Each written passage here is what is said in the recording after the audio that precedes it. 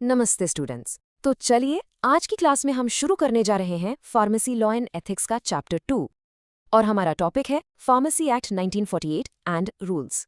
देखिए, ये जो एक्ट है ना, ये इंडिया में फार्मेसी प्रोफेशन के लिए एक फाउंडेशन, एक नींव की तरह है। इसलिए हर फार्मेसी स्टूडेंट के लिए इसको समझना बहुत ही जरूरी है। तो चलिए इस चैप्टर को हम डिटेल में समझेंगे। तो आज के इस लेक्चर का हमारा सफ़र कैसा रहेगा? देखिए, हम इसे 5 सेक्शंस में कवर करेंगे। सबसे पहले सेक्शन 1 में हम बात करेंगे इंट्रोडक्शन एंड हिस्ट्री की। फिर सेक्शन 2 में की डेफिनेशंस एक्सप्लेन्ड, यानी ज़रूरी शब्दों का मतलब समझेंगे। उसके बाद सेक्शन 3 में हम the pharmacy council of India यानी पीसीआई को डिटेल में देखेंगे।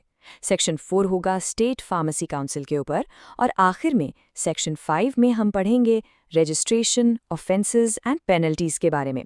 तो हम एक एक करके इन सभी सेक्शंस को आराम से कवर करेंगे। तो चलिए शुरू करते हैं हमारे पहले सेक्शन से, इंट्रोडक्शन एंड हिस्ट्री। देखिए, किसी भी कानून को समझने से पहले ये जानना बहुत जरूरी है कि आखिर उस कानून को लाने की जरूरत ही क्यों पड़ी, उसका वाई क्या था। इस सेक्शन में हम इस एक्ट के पीछे की कहानी और कारणों को समझेंगे। अच्छा, अब इस स्लाइड पर ध्यान दीजिए। हम शुरू करते हैं इसके हिस्टोरिकल बैकग्राउंड से। पहला पॉइंट देखिए, pre independence, no regulations for the profession और प्रैक्टिस ऑफ फार्मेसी। इसका मतलब ये हुआ कि आज़ादी से पहले इंडिया में फार्मेसी के प्रोफेशन को या उसकी प्रैक्टिस को कंट्रोल करने के लिए कोई भी नियम कानून नहीं थे। फिर देखिए दूसरा point, drug inquiry committee made a recommendation that persons practicing pharmacy, compounding/dispensing must have a proper educational background। मतलब एक ड्रग इंक्वायरी कमेटी बनाई गई और उसने सिफारिश की कि जो लोग फार्मेसी प्रैक्टिस कर रहे हैं, जैसे दवाई बनाना या देना, उनके पास एक प्रॉपर एजुकेशनल क्वालिफिकेशन होनी चाहिए। फिर health survey and development committee made similar recommendations. इसका मतलब है कि इस कमेटी ने भी वैसी ही सिफारिश की। तो इन सब का परिणाम क्या निकला? Consequence, pharmacy act came into force in March 1948। इन्हीं सिफारिशों के चलते फार्मेसी एक्ट को मार्च 1948 में लागू किया गया। ये date exam point of view से बहुत इंपॉर्टेंट है, इसे याद रखिएगा। अब आते हैं इसके उद्देश्यों पर। Objectives of pharmacy act 1948। पहला है to make better provisions for regulating the profession and practice of pharmacy. Simple शब्दों में, फार्मेसी के प्रोफेशन और उसकी प्रैक्टिस को रेगुलेट करने के लिए बेहतर नियम कानून बनाना। दूसरा, to raise the status of the profession of pharmacy in India, यानी भारत में फार्मेसी प्रोफेशन के स्तर को, उसके स्टेटस को और ऊंचा उठाना। तीसरा, to constitute pharmacy council of India PCI for setting new standards in pharmacy education. इसका मतलब है फार्मेसी काउंसिल ऑफ इंडिया यानी पीसीआई का गठन करना, ताकि फार्मेसी एजुकेशन के लिए नए स्टैंडर्ड्स सेट किए जा सकें। और चौथा, to regulate pharmacy institutions, specially diploma in pharmacy, through education regulations and registration of pharmacists. मतलब फार्मेसी के जो इंस्टीट्यूशंस हैं, खास करके डी फार्म कोर्स, उनको एजुकेशन रेगुलेशंस और फार्मासिस्ट्स के रजिस्ट्रेशन के जरिए कंट्रोल करना। चलिए, अब हम अपने अगले सेक्शन की तरफ बढ़ते हैं। सेक्शन 2, की डेफिनेशंस एक्सप्लेन्ड। देखिए, इस एक्ट में कुछ ऐसे शब्द हैं जिनका बार बार इस्तेमाल होगा, तो आगे बढ़ने से पहले उन शब्दों का साफ साफ मतलब समझना बहुत ज़रूरी है। ये डेफिनेशंस इस पूरे एक्ट की नींव हैं। यहाँ हम पहली 4 डेफिनेशंस देखते हैं। सबसे पहला है 1 पॉइंट रजिस्टर्ड फार्मासिस्ट। तो ये कौन होता है? A person whose name is for the time being entered in the register of the state in which he is for the time being residing or carrying on his profession or business of pharmacy। इसका मतलब है एक ऐसा व्यक्ति जिसका नाम उस state के रजिस्टर में दर्ज है जहां वो फिलहाल रह रहा है या अपना फार्मेसी का प्रोफेशन या बिजनेस चला रहा है। दूसरा है 2 सेंट्रल काउंसिल। इसका क्या मतलब है?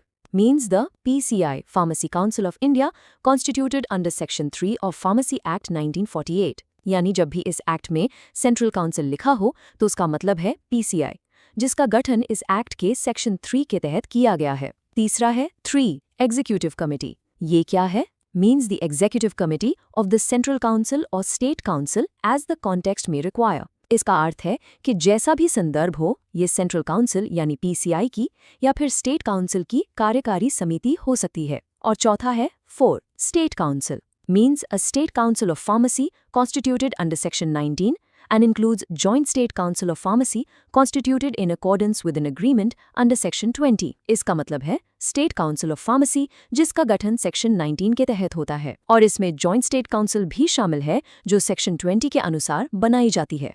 चलिए, अब कुछ और डेफिनेशंस देखते हैं। 5वां है Displaced person. Any person who has left or has been displaced from their place of residence in Pakistan on or after 1st March 1947 on account of setting up of dominions of India and Pakistan or on account of civil disturbance or fear thereof and since then residing in India. Simple शब्दों में कोई भी ऐसा व्यक्ति जो 1 मार्च 1947 को या उसके बाद भारत पाकिस्तान बंटवारे या वहां हुए किसी दंगे के कारण पाकिस्तान से इंडिया आ गया हो और तब से इंडिया में ही रह रहा हो। छठा है central register, the register of pharmacist maintained by the pharmacy council of India under section 15A, यानी फार्मासिस्ट्स का वो रजिस्टर जिसे PCI यानी pharmacy council of India maintain करती है। सातवां है repatriates, any person of Indian origin who left और was displaced from residence in Burma, Sri Lanka, Uganda और any other countries after 14th April 1957 on account of civil disturbance और fear thereof and since then residing in India।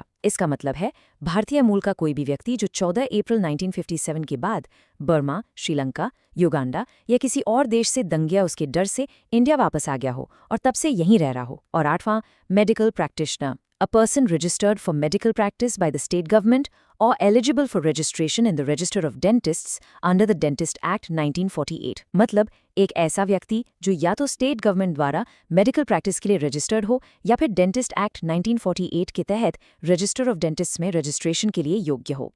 तो अब हम आते हैं अपने तीसरे और बहुत ही इंपॉर्टेंट सेक्शन पर, the pharmacy council of India, जिसे हम शॉर्ट में PCI कहते हैं। समझ लीजिए ये इंडिया में फार्मेसी प्रोफेशन की सबसे बड़ी यानी सेंट्रल गवर्निंग बॉडी है।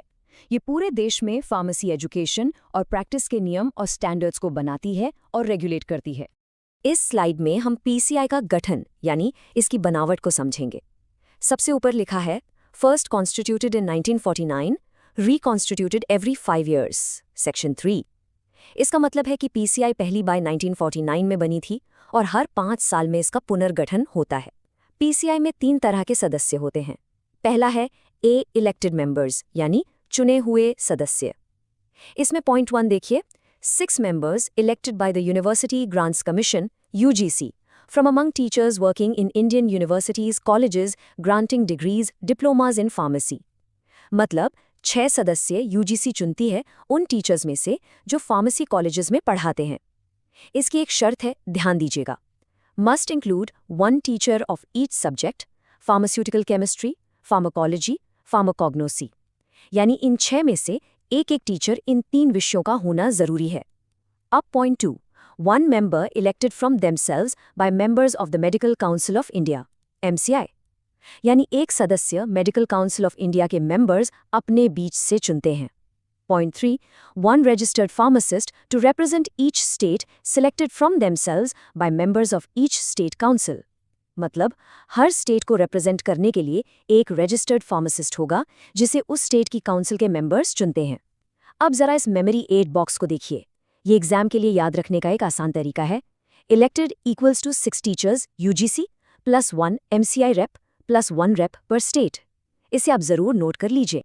अच्छा, अब हम PCI के कॉन्स्टिट्यूशन के बाकी 2 हिस्सों को देखते हैं। दूसरी कैटेगरी है B नॉमिनेटेड मेंबर्स यानी नामित सदस्य जिन्हें नॉमिनेट किया जाता है।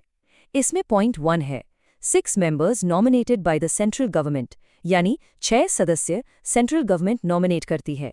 इसकी शर्त है at least 4 shall possess a degree or D.Pharm and be engaged in the practice of pharmacy or pharmaceutical chemistry।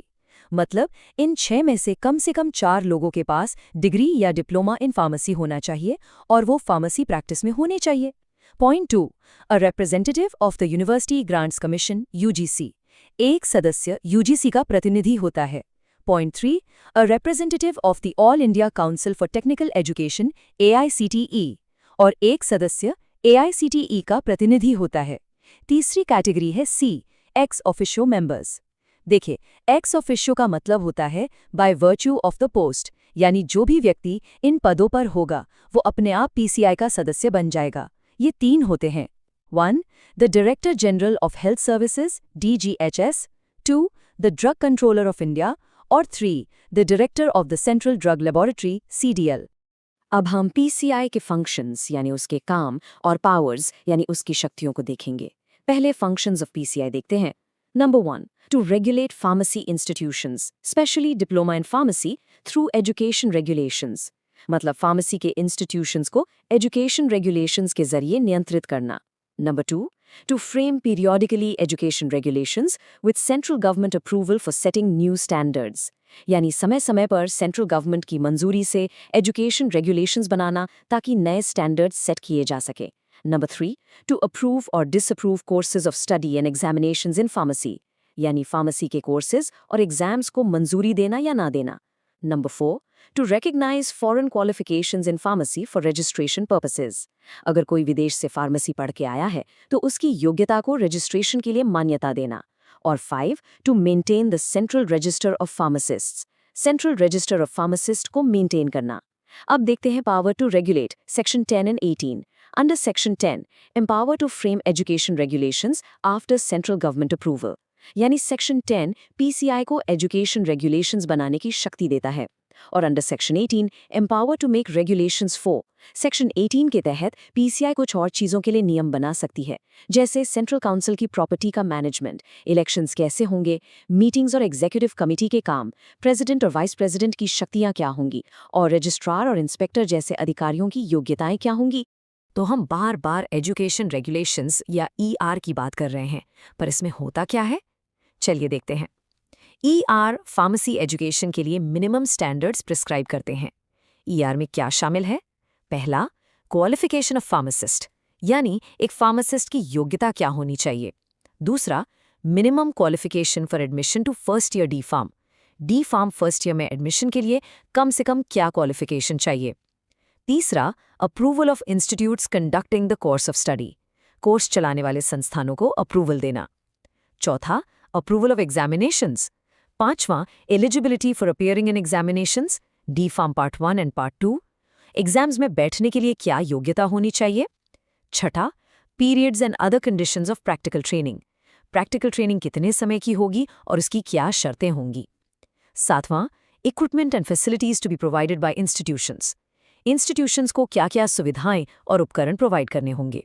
और आठवां, conditions to be fulfilled by the examination authority, examination authority को कौन सी शर्तें पूरी करनी होंगी। तो आप देख सकते हैं कि ईआर फार्मेसी एजुकेशन के हर पहलू को कवर करता है। ये स्लाइड ईआर बनाने की पूरी प्रक्रिया को एक फ्लो चार्ट के जरिए बहुत आसानी से समझाती है। चलिए इसे स्टेप बाय स्टेप समझते हैं। सबसे पहले step 1, PCI drafts regulation section 10, यानी पीसीआई सेक्शन 10 के तहत रेगुलेशन का एक ड्राफ्ट तैयार करती है। फिर अगला step, forward draft to state governments, इस ड्राफ्ट को सभी स्टेट गवर्नमेंट्स को उनके कमेंट्स और सुझावों के लिए भेजा जाता है। फिर तीसरा step, PCI considers comments, submits to central government, PCI उन सभी कमेंट्स पर विचार करती है और एक फाइनल ड्राफ्ट बनाकर सेंट्रल गवर्नमेंट को सबमिट करती है। और आखिरी step, approval, published in official gazette, central government से मंजूरी मिलने के बाद इस रेगुलेशन को ऑफिशियल गजेट में पब्लिश कर दिया जाता है और बस ये कानून बन जाता है। साइड में लिखा है amendments follow the same flow, मतलब अगर इसमें कोई बदलाव करना हो तो भी यही पूरी प्रक्रिया फॉलो की जाती है। और नीचे एप्लीकेशन टू स्टेट में बताया गया है कि स्टेट गवर्नमेंट स्टेट काउंसिल से सलाह करके एक नोटिफिकेशन के जरिए इस ईआर को अपने स्टेट में लागू करती है। चलिए अब हम सेक्शन 4 पर आते हैं, स्टेट फार्मेसी काउंसिल।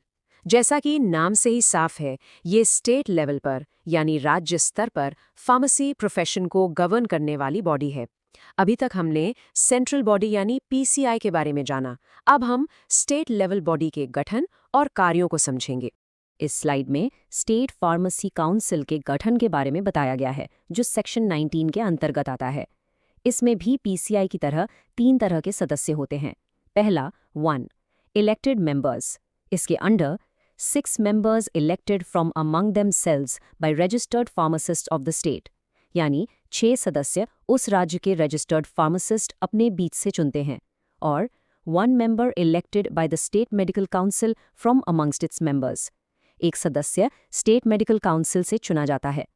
दूसरा 2, nominated members, इसके under 5 members nominated by the state government, यानी 5 सदस्य स्टेट गवर्नमेंट द्वारा नॉमिनेट किए जाते हैं।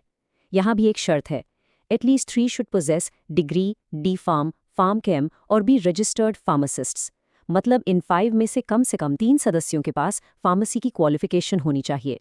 तीसरा 3, एक्स ऑफिशियो मेंबर्स, इसमें आते हैं chief administrative medical officer of the state officer in charge of drugs control department of the state और government analyst deputed by the state government.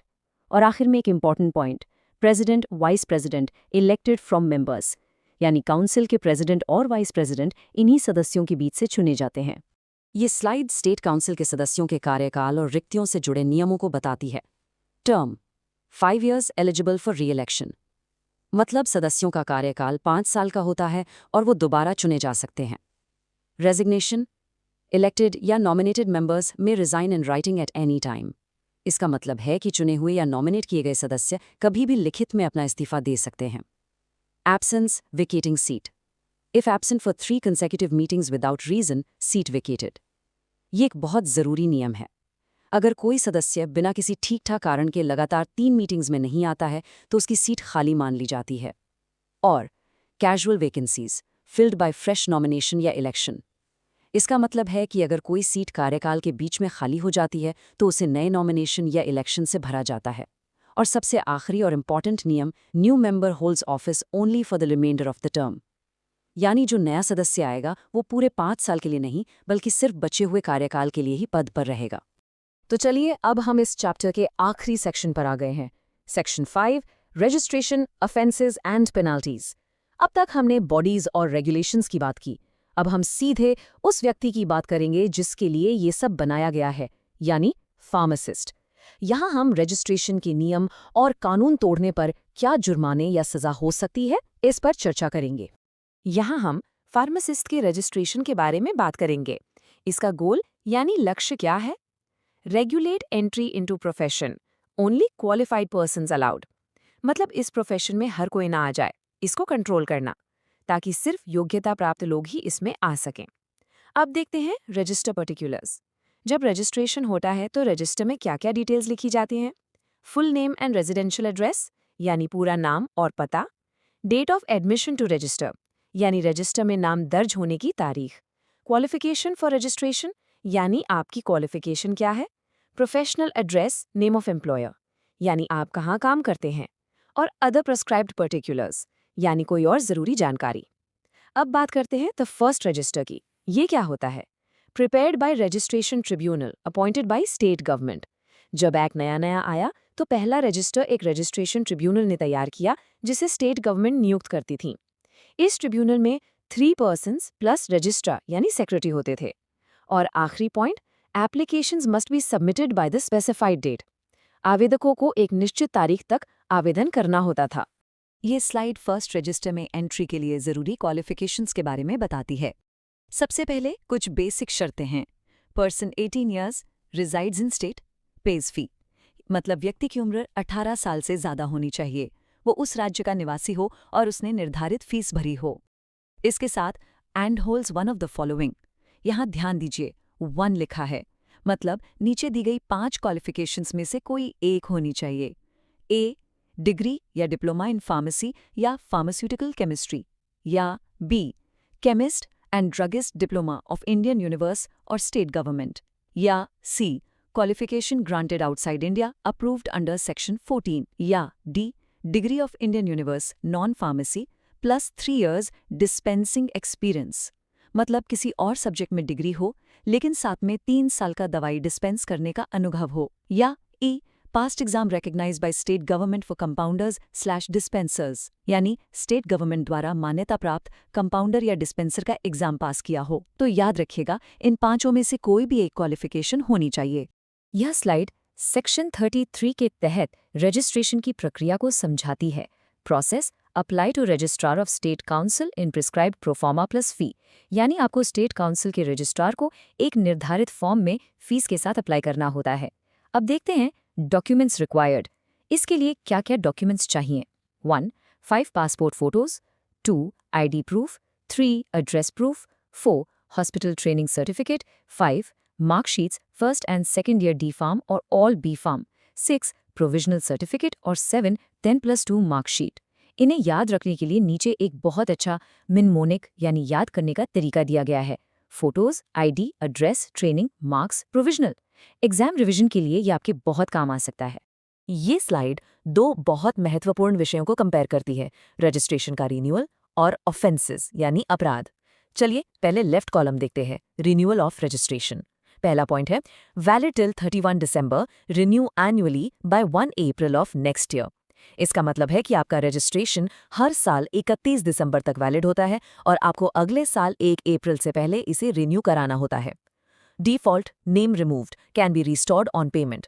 अगर आप समय पर रिन्यू नहीं कराते तो आपका नाम रजिस्टर से हटा दिया जाता है, जो कि जरूरी फीस जमा करने पर दोबारा जोड़ा जा सकता है। ARFL एडवांस रिन्यूअल फी इन लम्प सम वॉलंटरी। आप चाहें तो एक साथ एडवांस फी देकर कई सालों के लिए भी रिन्यू करवा सकते हैं। अब राइट कॉलम देखते हैं, ऑफेंसेस, यानी इस एक्ट के तहत क्या क्या काम अपराध माने जाते हैं। पहला, falsely claiming to be registered pharmacist, यानी झूठा दावा करना कि आप एक रजिस्टर्ड फार्मासिस्ट हैं जबकि आप नहीं हैं। दूसरा, डिस्पेंसिंग बाय अनरजिस्टर्ड पर्सन, किसी अनरजिस्टर्ड व्यक्ति द्वारा दवाई डिस्पेंस करना। तीसरा, विलफुल ऑब्स्ट्रक्शन ऑफ इंस्पेक्टर, जांच करने आए इंस्पेक्टर के काम में जानबूझकर बाधा डालना। और चौथा, फेलियर टू सरेंडर सर्टिफिकेट, अगर आपका रजिस्ट्रेशन रद्द हो गया है उसके बावजूद अपना सर्टिफिकेट जमा ना करना। तो इस लेक्चर में हमने फार्मेसी एक्ट 1948 को पूरी तरह से समझा, उसकी हिस्ट्री से लेकर रजिस्ट्रेशन और पेनाल्टीज तक। अब आखिर में मैं आपके लिए एक सवाल छोड़ रही हूँ जिसके बारे में आप जरूर सोचिए। After understanding the strict regulations, how does the Pharmacy Act 1948 elevate the pharmacist from just a dispenser of medicines to a trusted healthcare professional? यानी इन सभी कठोर नियमों को समझने के बाद आपको क्या लगता है कि ये फार्मेसी एक्ट 1948 एक फार्मासिस्ट को सिर्फ दवाई देने वाले से एक विश्वसनीय यानी ट्रस्टेड हेल्थ केयर प्रोफेशनल के दर्जे तक कैसे उठाता है? इस पर जरूर विचार करिएगा। इसी के साथ आज का ये अध्याय समाप्त होता है। धन्यवाद।